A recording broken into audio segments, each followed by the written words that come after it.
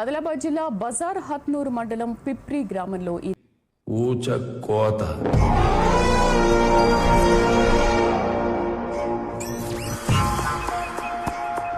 గా ముచ్చట గురించి ఎన్నోడు చెబితే కథ అవుతుంది, చూసినోడు చెబితే చరిత్ర అవుతుంది. గదే నా లెక్క చేసినోడు చెప్తే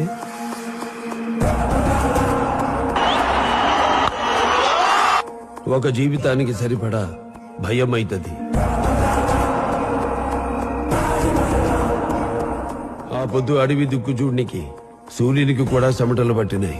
ఏ దేవుడన్నా వచ్చి కాపాడకపోతాడా అని పోరాడు ఏడుస్తూ అడవిలోకి దౌడు పెట్టిండు సారు. పిల్లోని ఏడుపు చూసి నాలో అమ్మరు ఆవాహన చేసిందో సాంబడు తాండవం చేసిండో తెలవదు గాని సారు